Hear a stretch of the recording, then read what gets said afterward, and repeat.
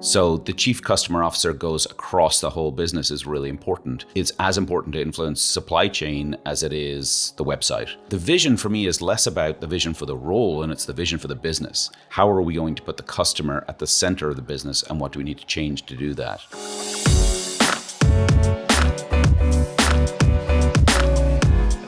Hey gang, it's Tuesday, December 14th. Dave and listeners, welcome to the Behind the Numbers Daily, an eMarketer podcast made possible by Basis Technologies. I'm Marcus. Today I'm joined by Dave Frankland, who is our principal analyst running our marketing desk. Dave, welcome. Thanks for having me, Marcus. Of course, thank you so much for hanging out. Today's fact, there's an actual town in America with just one person who lives in the town. So Monowi, I'm not sure. I have to ask the person who lives there. In Nebraska, there's a single resident, and she's 83 years old. She's the city's mayor, librarian, bartender. Her name is Elsie Eiler. She pays taxes to herself and considers people who reside 40 miles away to be her neighbors. So after her husband's death in 2004, Eiler shouldered the responsibility of manning the town's tavern, organizing the 5,000 book library, and keeping the town's electricity and water running. Can barely manage my own house. You got to assume that the returns come back really quickly when she's running for mayor. I want to visit this place so bad. I actually want to live there. I'm going to try and live there. Anyway, today's real topic, the Chief Customer Officer.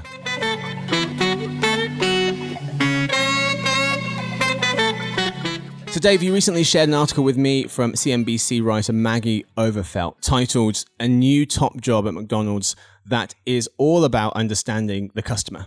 The article points out that the fast food chain appointed its first global chief customer officer, CCO, for this episode's sake, over the summer.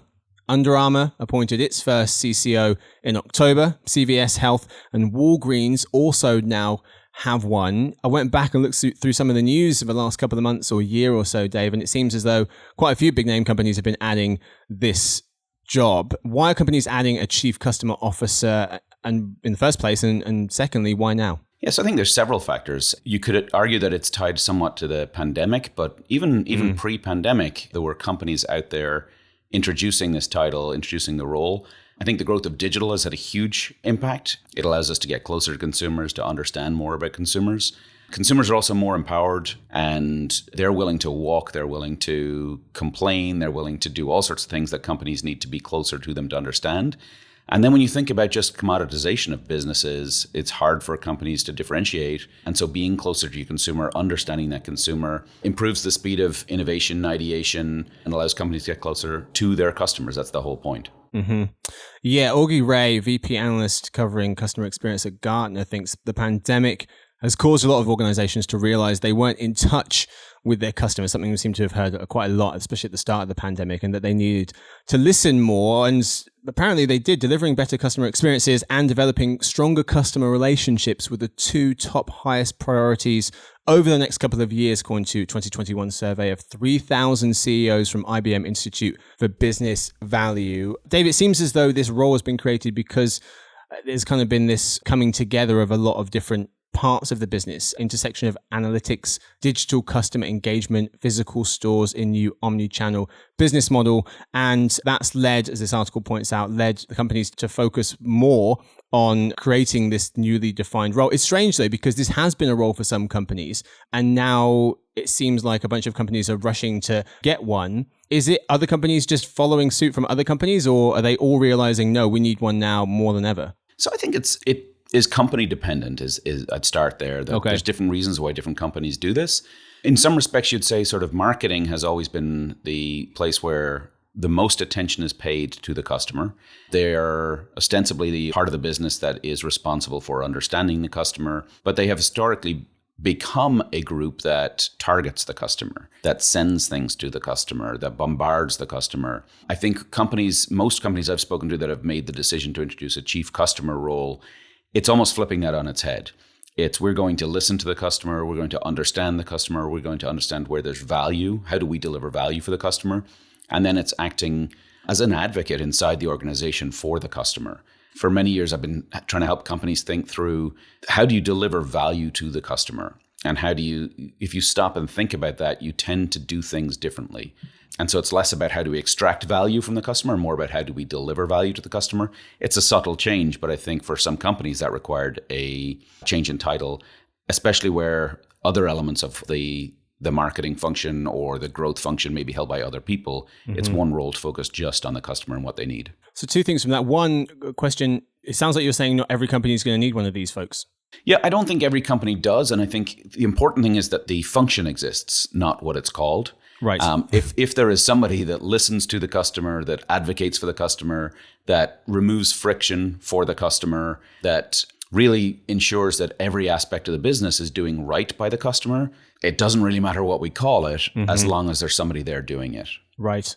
I want to get to what we call it in a second, but just touching on what you said about the ability to listen to the customer, I'm wondering what some of the most important characteristics of the CCO, the Chief Customer Officer, might be. Amy Fletcher, Senior Director with management and tech consulting firm West Monroe Partners and leader of the firm's Seattle Customer Experience Practice, recently wrote a piece in CMS Wire identifying 6 traits of the CCO.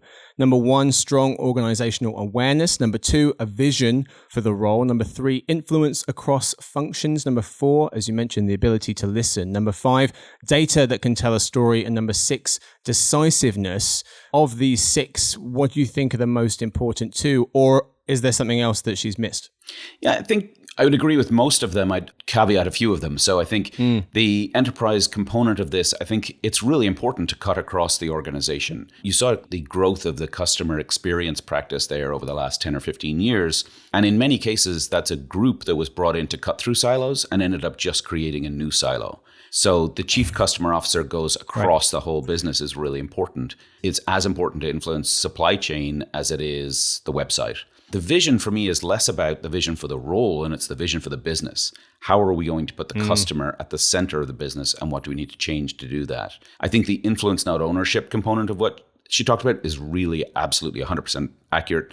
The listening, the measurement, completely agree. But like I say, there's a few nuances in there that I think that are important for anyone who's coming into this role or thinking about this role. Probably the hardest one is the influence, not ownership. I won't mention a name, but there was a former chief customer officer at one of the largest health insurance companies who had a mug, and on it said, "Your opinion, while interesting, is irrelevant."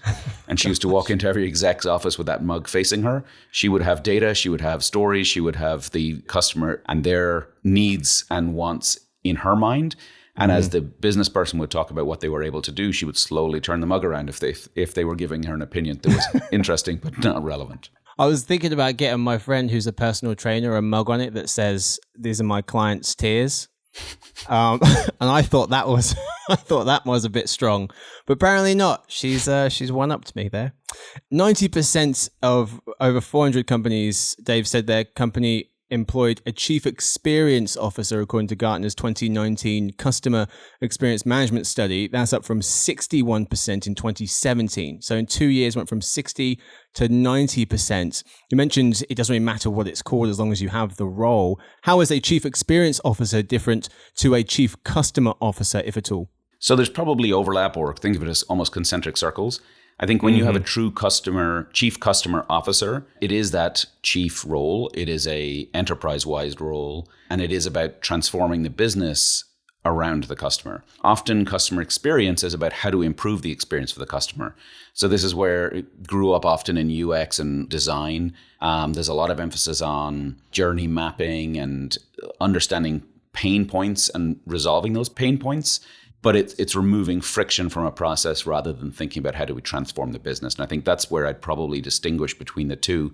Again, every organization is going to define it their way a little differently. But to me, that would be the big split between a chief customer officer, all things customer, chief experience officer. It's almost the interaction experience.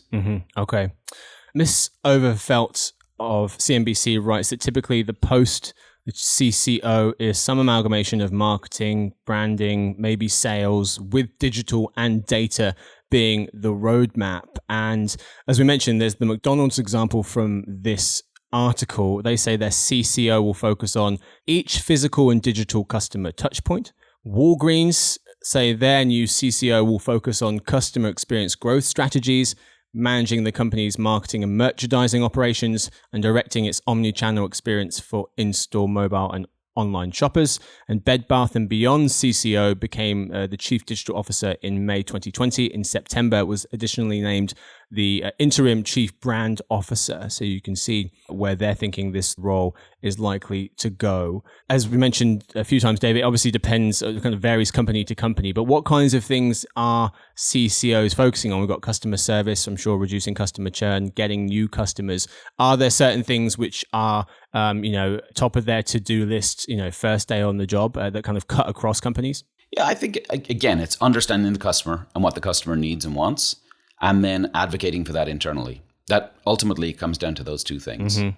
How you do that, what are they using to do that? It's everything from market research and listening mechanisms, voice of customer programs, customer communities. I think the internal component of this is really important. How do they tell stories internally? What do they celebrate internally? Zappos is famous, for example, for rewarding people in their call center who stay on the phone with customers, where normally call center agents are rewarded for the number of calls they get through. So it's what's important to the customer and how do we do it? So it's trying to bring almost an institutional level of emotional intelligence and for that to permeate through the organization. So there's an education component, again, that influence, not ownership we talked about.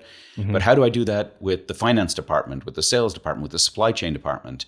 I might not run any of those elements, but I can make all of those things work better for the customer. So it does come back to those two things. What's valuable to the consumer? How do I advocate for it in what we do, how we deliver it, how we service it, whatever else?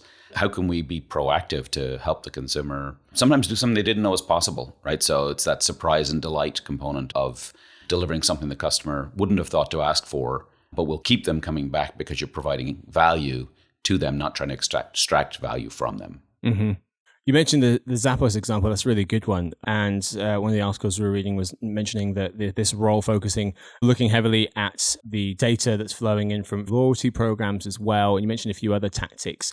Outside of the Zappos example, any other ones interesting or effective tactics that kind of come to mind? Yeah, so I mentioned storytelling, which I think gets overlooked. And I'd probably point here, if you want an example, to USAA. I have spoken to USAA execs and almost been in tears by the time they finish telling stories. So for people who don't know, USAA is a financial services company where all of their customers are either current or formerly serving members of the US military or their families. And some of the things, again, that they celebrate, how they deliver a great experience to the customer, how they understand the customer need. They tend to hire ex-military who understand what the military are going through. But a lot of what we think of as standard in financial services today started with USAA because they have people serving overseas. They had to think about how do we deliver for them. They had people who had to move around a lot. So how do we deliver different things for them? And they just blast through those barriers and think about what's the right thing by the customer and deliver it.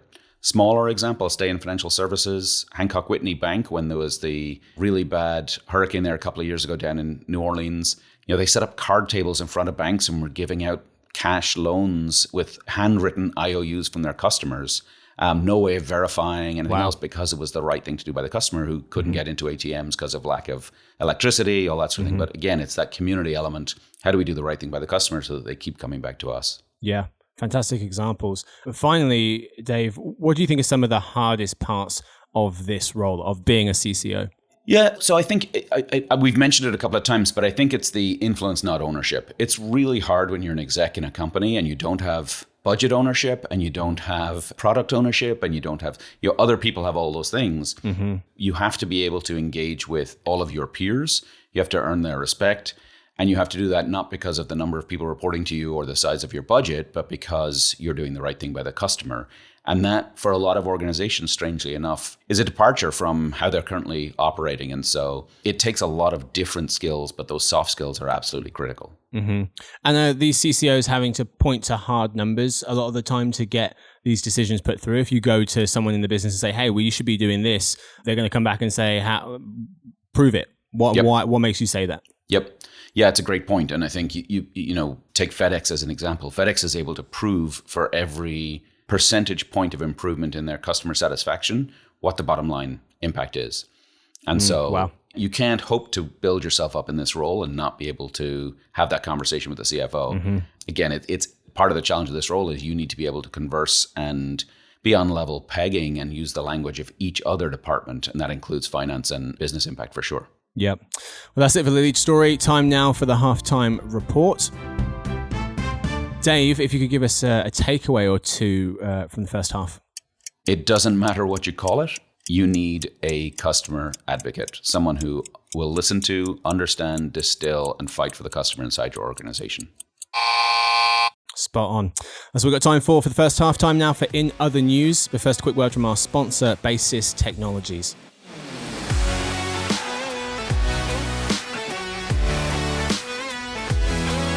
Today's podcast is made possible by Basis Technologies. Basis Technologies has created a digital advertising platform that connects people, automates processes, and unifies channels, bringing together programmatic, site direct, search, social, and CTV in one single interface. And through the power of automation, Basis enable brands, agencies, and publishers to build and operate a healthy, secure, efficient, and profitable advertising organization. Ready to take control of your advertising? Just go to basis.net today. That's www.basis.net. Basis Technologies, the future of advertising has arrived. All right, folks, we are back today in other news. How marketers are trying to embrace diversity and inclusion, and privacy moves spur companies to amass customer data. Story 1. Target and Starbucks lead the way for marketers trying to authentically embrace diversity and inclusion during a busy yet reflective season, writes Chris Kelly of Marketing Dive. Kyla Jones, US diversity strategist at agency Wrap, thinks brands are starting to respond to the customer's expectation to feel represented. The piece notes that Target gets high marks from experts for its 30-second spot showing diversity during various holiday celebrations from Thanksgiving to Christmas to Hanukkah to Diwali. This continues a more gradual move away from putting Christmas at the center of holiday campaigns and embracing a more secular concept of gifting as a theme, the article points out. Dave, what stood out to you the most from this piece? Yeah, so Insider Intelligence, we've written quite a bit about inclusive marketing, and it's sort of the next generation, if you like, where many years ago we were talking about multicultural marketing as a strategy. Today we think of that as a tactic, and the challenge with multicultural marketing is that you sort of isolate groups. You focus on each of those as distinct entities, whereas inclusive marketing, as the name suggests, is all about marketing to everyone and including everyone in there. So that has to be a couple of things I'd say. One is it has to be genuine, has to be authentic to the brand as well as to the audience. You need to avoid the equivalence of astroturfing or greenwashing, whatever that challenge might be, and not just jumping on the latest hot topic, whether that's Black Lives Matter, LGBTQ, whatever it might be, but truly being inclusive and not just jumping on the bandwagon. The second thing, which I think is an even bigger thing, while the article talks about inclusive holiday campaigns, there was an ad campaign, you're probably too young to remember, back in the old country, Marcus, in the UK. It came out about 35 years ago, and it was a dog is for life, not just for Christmas. And what I would say, sort of to echo that, is, inclusion is for life, not just for the holidays. Right. So, we need to be constantly working on this, testing messaging, working with multicultural and D&I agencies, building community with different audience groups, doing what's right for the brand and not just doing it around a holiday or a given month where something is important, but doing this all the time. Mm-hmm. Yeah, I mean, to your point about inclusive marketing, there was a really good point in the piece which said, if you're only showing race and ethnicity, you're really not diverse. You're just showing race and ethnicity. Mm-hmm. And I talked about people with disabilities and the need for brands to include persons with disabilities. There was a really interesting chart, which I remember from a little while back, an analysis of demographic representation in Cannes Lions Film Festival ads from the Gina Davis Institute. It found just 2% of the featured characters in those ads had disabilities, whereas 61 million Americans, US adults, live with a disability. So a quarter of the country, just 2% of representation in those ads. And then also, secondly, widening the field of people who can portray Santa. The article pointed out that less than 5% of professional Santas in the US identify as people of color, while almost half of US children under the age of 15 identify as non-white, according to data cited by Old Navy. Story 2. Big tech privacy moves spur companies to amass customer data, writes Suzanne Vranica of the Wall Street Journal. She writes that marketers are staging sweepstakes, quizzes, and events to gather people's personal information. That's because Apple's recent privacy changes restrict how users can be tracked. Google plans a similar push for its popular Chrome browser, and new privacy laws in California and Europe are squeezing data even further, Ms. Franeker notes. One such data gathering example would be when Miller High Life was able to collect 40,000 emails and phone numbers by raffling off a branded patio set in exchange for the data. Dave, what has interested you the most with regards to brands rushing to gather their own customer data? Yeah, so, I mean, whether it's cookieless future, IDFA changes, legislation, this has been a hot topic, and the sheen has gone off third-party data for sure. So the emphasis is absolutely on first-party data, but that doesn't mean all first-party data is equal. You know, running sweepstakes, doing these things, brands need to be really careful, because if I'm entering a competition, it doesn't mean that I want to get slapped with 35 emails over the next 2 weeks. And I think, unfortunately, that's often how things work. It ties in a little bit with our main story of the day, right? So what are we doing? How are we delivering value to the consumer? We as consumers know that brands capture data about us, but we're pretty sensitive when it catches, their use of it catches us off guard. And so the data is important, but what brands do with it is more important. And again, they need that advocate to think about how they're delivering value and building trust, while most actually do the opposite. Yeah. Nina Getson, one of our analysts at Insider Intelligence, she wrote an article on this, and she pointed to a chart looking at the greatest incentive, what the greatest incentives for sharing your email address with a brand. It was a mix of offers, according to June 2021 survey by Fluent. Gen Z was the only generation to say that discounts were the most important thing to them if they're going to share their email address. And in second place for every generation was a free trial offer. That's all we've got time for. Thank you so much, Dave, for hanging out. Thanks for having me. Absolute pleasure. Thanks to Victoria. She edits the show. And thanks to everyone listening in. We'll see you tomorrow for the Behind the Numbers Brand Anatomy, an eMarketer podcast made possible by Basis Technologies.